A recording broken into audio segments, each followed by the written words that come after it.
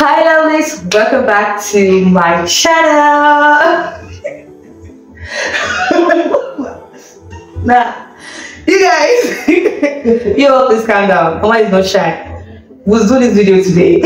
Oh now, oh yeah. Hi lovelies, welcome back to my channel. I guess you all already know my name, but just in case you don't, my name is Happiness.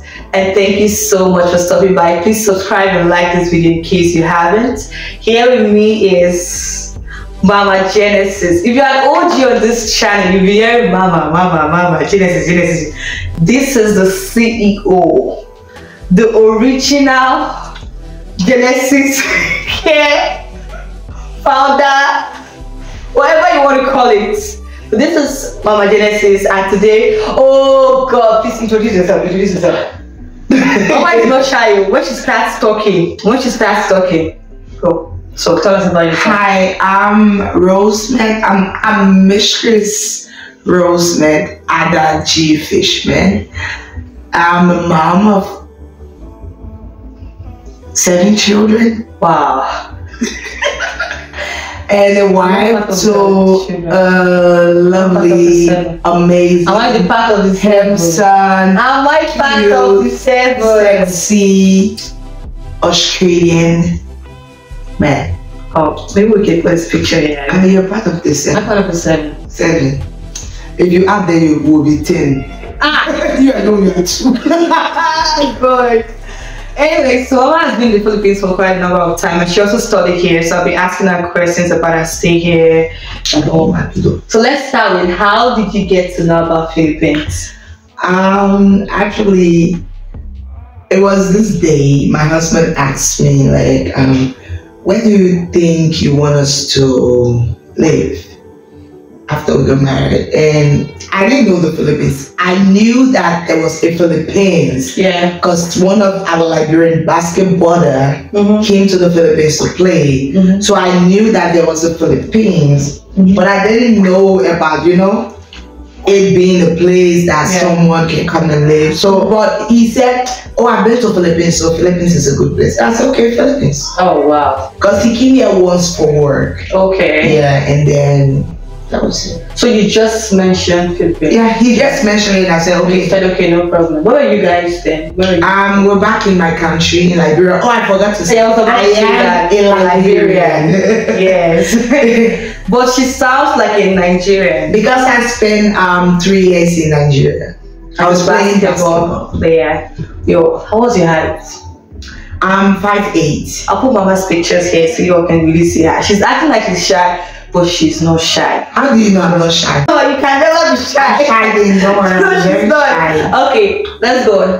What year did you move to the Philippines? We moved here in 2016. So that's a year after we got married. That's like 7 years already. 8. 8 years. Oh wow.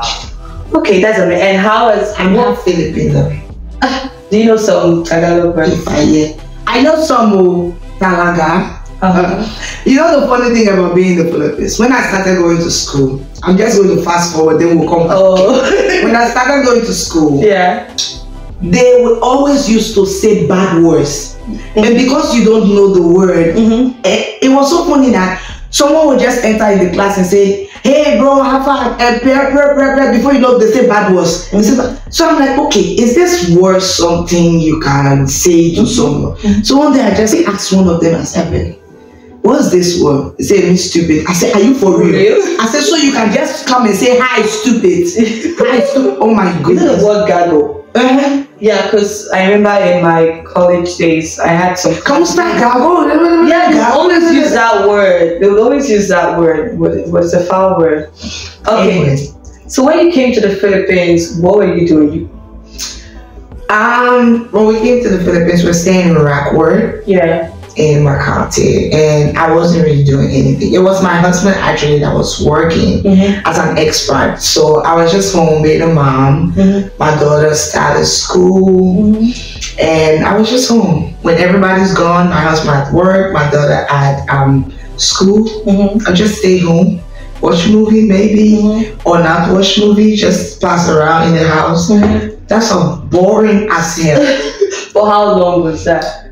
for a long time, like a year. Wow. A year. And was that why you decided to go to school? Yeah. Because it was so frustrating. Because I do not know how to say. I'm a workaholic. I hear you. I am a dependent person. I love to work. So it killed me. Like it was so bad. Like my husband knew I was dying inside. So every day he comes from work, he will bring me something to make me feel. So that motivated you to decide to go to school. Yeah. What was schooling like in the Philippines at your age? And also as a foreigner, you know you've been to school before, so it's like, what was it like? Not for me. I don't know if it happens in Nigeria, but in Liberia, we're raised in the way, some of us were raised in the way where you can stand anything. You can adapt to anything. You do not, like, it does not worry you. So when I started school, my classmates, the oldest in my class was 28. And then I was, I think, around 30 or 31. And all of them they were children, seriously. Yeah. Me sitting in class with them. So, and I realized that when you smile too much with them, oh my God, they just take you for granted. So I was so serious. Like every day I go to school, my face looked like Mark 1000. So serious. But it was challenging, but it was also a push. I like to be challenged. So when I see a challenge, it pushes it, like it pushes me to do more. So when I sit and see my classmate, I'm like, if these children can put their heads in the book, I think I can do the same. But back then I didn't have like Malachi or God. Yeah. So it wasn't that hard because greatness was old enough to look after herself. So studying wasn't hard for me. But I started studying in 2017. Okay. And it was even more challenging because then I was pregnant with Malachi. And your school allowed you to study with pregnancy? Because there are some schools do not allow that. I think they don't allow students that are doing nursing. Okay, got it.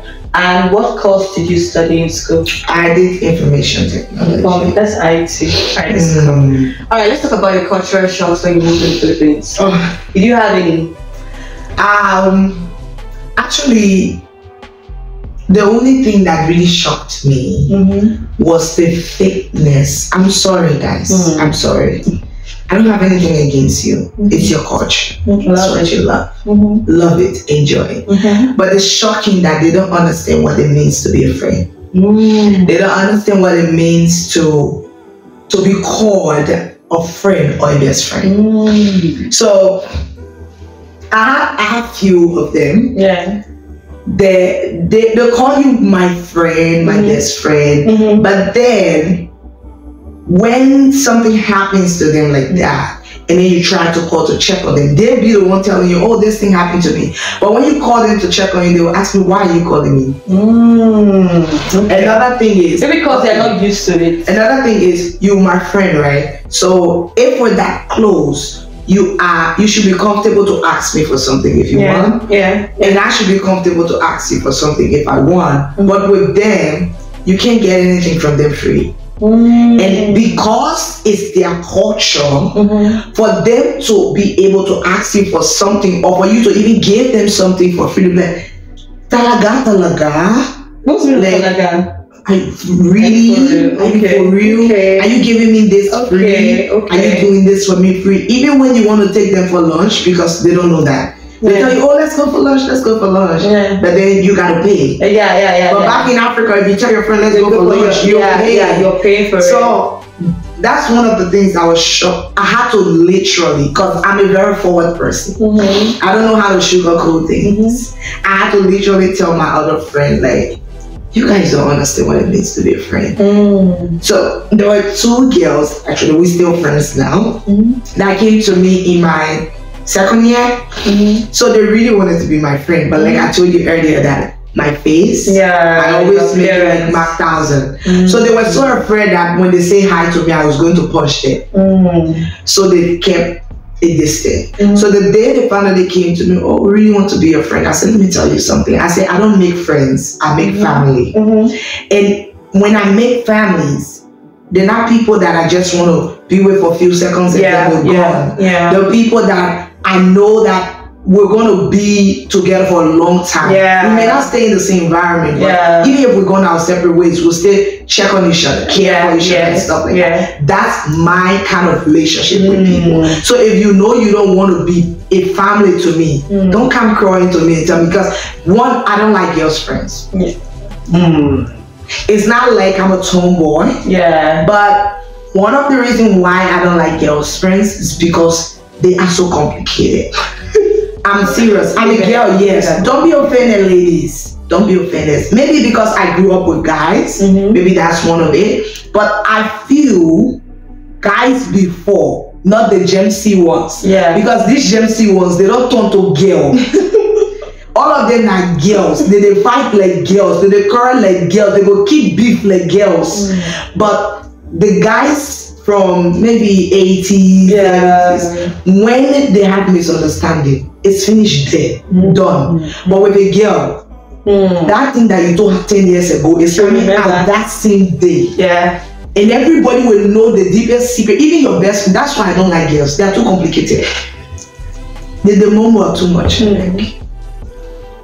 Okay, so that's a fakeness. That's a cultural shock. Another thing that shocked me was I watched a lot of your YouTube videos, right? And 90% of the people say this. I thought Philippines was a cold country. Yeah, I think even yourself said I said it too. So you thought it was a cold country?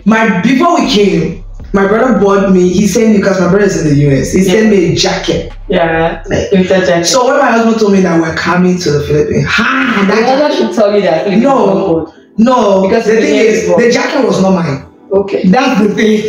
The jacket was for one of my cousins. But when my husband said we're coming to the Philippines, he don't tell me it was cold. I refused to give that jacket to my cousin. And in fact, I changed the jacket and gave him something else. Real punishment. So when I got to the Philippines with my thick jacket, that jacket will not work. My thick jacket. It will not work in the airplane. You know, from Nigeria to here is how long? I think it's like 20-something hours. 20-something hours. It's 3 days. From Liberia to Philippines is 3 days. But I think it's 2 days. Because we had to, there's no direct flight. So we had to leave from Liberia to Ghana. From Ghana to Dubai. Then from Dubai here. So that jacket only work in the airplane. We got here in the night. My sister. The minute I got out of the airport, my abroad life ceased. Shock. And you know what's worse, man? After spending 3 days, you did not take a bath. Then you now wear a jacket, you come outside, your scent. That odor scent. Oh my goodness. I felt like and I have this thing with my nose that I can smell anything. So I was smelling myself so bad, I just wanted to open the garage. And my husband to have that same problem. So every time he comes close to me, he's like, babe, you're smelling. I'm like,